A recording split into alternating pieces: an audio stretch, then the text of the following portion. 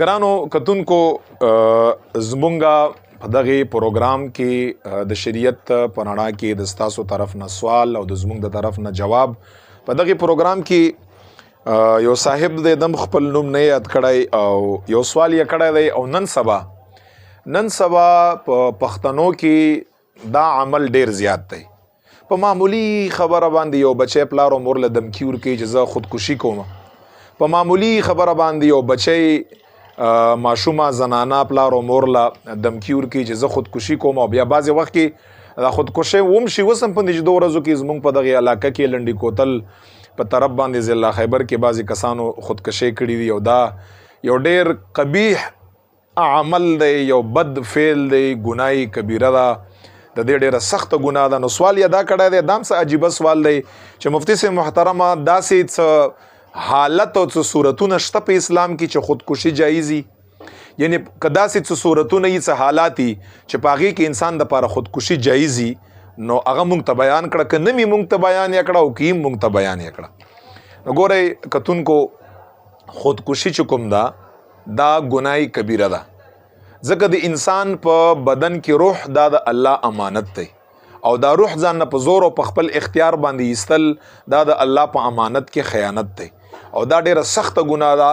په دنیا کې، په ژوند کې، په دین او په اسلام کې د قرآن او د حدیث په تناظر کې یوم داسې صورت نشته، هیڅ داسې صورت نشته چې دین او اسلام انسان ته ووایي چې ته خودکشي وکړه او دا ستا دپاره جایز ده.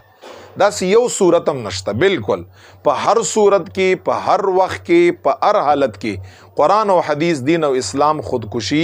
حرام کړې ده، ګناه کبیره ده، سخته یو نافرمانی ده. او زه په هغې باندې ورته یو حدیث ورته وایم په هغې باندې، او دا حدیث د بخاري دی، د بخاري شریف حدیث دی او حدیث چې دی روایت دی سیدنا ابو هریره رضی الله عنه. ابو هریره فرمایي چې پیغمبر صلی الله علیه وسلم مبارک فرمایل چې کله یو انسان خودکشي وکړه او دا خودکشي داسې وکړه چې د اوچت ځای نه ځان را وغورځوي، نو دی به د جهنم په اور کې چې کله دفن شي دې ټیم نه وخله تر قیامت پورې به دی په جهنم اور کې همدغسې اوچت ځای نه ځان را غورځوي او تکلیف به ورته میلاوږي، بیا به ټیکېږي، بیا به ځان تر قیامت پورې به داسې د جهنم په اور کې د اوچت ځای نه ځان را غورځوي او دا عذاب کې به دی مبتلا تر قیامت پورې. او بیا نبی اسلام په حدیث کې فرمایي چې کوم یو انسان خودکشي د زهرو په څکلو باندې وکړه، زهر یې وڅکل، نو دا انسان چې کله دفن شي د هغې نه وخله تر قیامت مازدیګر پورې د جهنم په اور کې به د زار سکی خپل ځان به وژني، ټکېږي به، بیا به زار سکی خپل ځان به وژني، همدغه تکلیف کې به مبتلا وي. او بیا نبی علیہ السلام فرمایي دریم په دغه حدیث کې چې کوم یو انسان په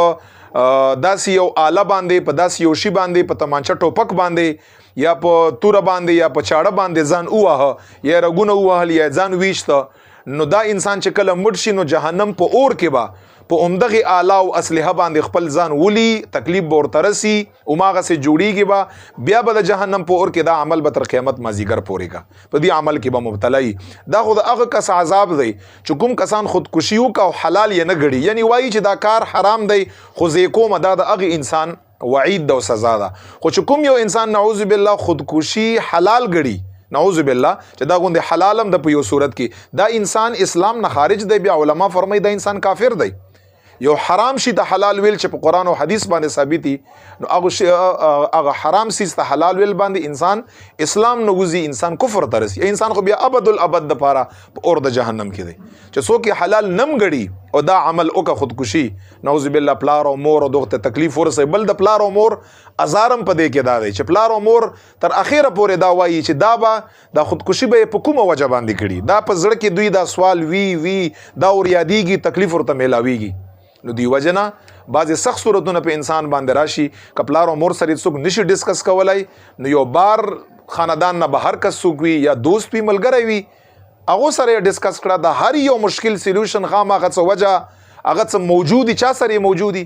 خودکشۍ ته څه ضرورت او حاجت دی، نو بالکل حرام ده، په هر صورت کې حرام ده. او بیا دا سوال به لږ رانه اوږد شي، بعضې کسان وایي چې خودکشي یې وکړه، وایي دا خو الله تعالی په تقدیر کې لیکلی وه، نو ده څه ګناه ده؟ نه، داسې نه، تاسو تقدیر په مسله باندې پوه نه یې. دا خودکشي د انسان په خپل اختیار باندې کا، الله تعالی پسې ولې لیکلی ده؟ الله تعالی په ځکه لیکلی چې الله تعالی ته پته و، دا تاسو ته پته ده، تاسو هم دا عقیده ده، الله تعالی ته دا پته ده چې انسان با تر ابتدا نه وخله تر اخر پورې په ټوله ژوندۍ کې په خپل اختیار باندې به دا کار کوي. دا الله ته پته و، په صرف الله تعالی صرف اول نه ولیکل، هیڅ خودکشي الله تعالی نه ده پکړي، دا انسان په خپل اختیار باندې کا نعوذ بالله الله تعالی پسې اچولې. دا خو الله تعالی داسې کنا تقدیر کې الله تعالی پسې نه لیکلې، د کوله په خپل اختیار باندې الله تعالی ولیکله. الله ته پته و چې دی په خپل اختیار باندې دا کوي، بس الله تعالی ولیکله. په دې کې د الله طرف نه کوم ځینه ظلم او زیاتی راغی، دا انسان په خپل اختیار باندې کوي. دا انسان بالکل په دې کې ګناهګار دی. دا کوم حدیث چې مارته وي په دغه سي عذاب کې به مبتلا وي. برای کرم خپل پیرنټس، والدین، پلار مور، مشران کشران، خپل خاندان بچولا تکلیف مور کوي په داسې عمل باندې. تاسو څه وایي چې دا دنیا تکلیف غوندې معمولی تکلیف د آخرت طرف ته بلاړ شمه، دنیا تکلیف زیات ته او آخرت طرف ته چلاړ شنو الته بزما ته راحتي قسم دی چې کروڑها اربها چند تکلیف د آخرت دغه تکلیف د دنیا نه زیات دی.